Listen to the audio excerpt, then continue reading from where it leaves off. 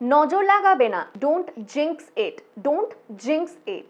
জিঙ্কস মানে হচ্ছে bad luck বা নেগেটিভ এনার্জি। নজরও যেরকম নেগেটিভ এনার্জি যেটা ব্যাড লাক এনে দেয়, তাই আমরা বলছি নজর লাগাবে না, ডোন্ট জিঙ্কস ইট, ডোন্ট জিঙ্কস ইট। তোমার ওপর যেন কারুর নজর না লাগে।